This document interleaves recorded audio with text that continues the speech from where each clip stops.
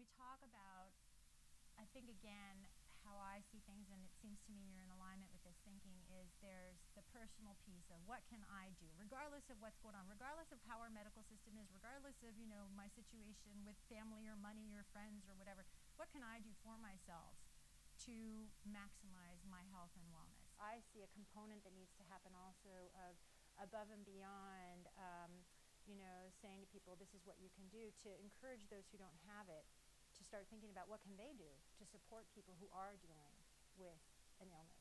Most people are too filled up with their own stuff to think about what someone else needs. And I think that, it would be helpful for people who are struggling with an illness to write out a little bit of these are the things that would really help me get through my day a little easier. Maybe it's just a phone call or a text. Maybe it's, could you offer to bring me dinner once a week? Maybe it's, can you, if you hear somebody, a doctor that's interested in this kind of problem, can you send me a referral? Sometimes it's, send me a book that you've read or a video that you think I'd find enjoyable. I think it could be helpful. How can I access that compassion instead of going to a place of almost what feels like flogging?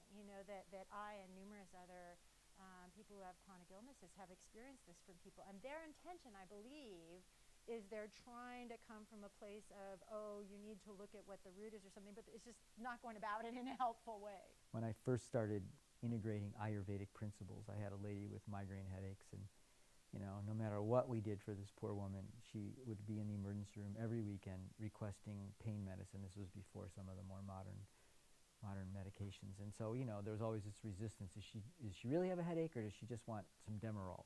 And I remember after coming back from a course in India where I was really committed now to bringing in more holistic approaches, I said to this lady who I'd been caring for a couple of years, I want to try something different. I want to teach you a little meditation technique, and I want to make a little changes in your diet. Are you willing to make those changes?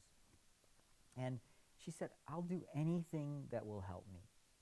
And it was really kind of a big shock to me, because I was thinking that if it didn't come on a prescription, then people wouldn't accept it. But what I realized is people just want to get better.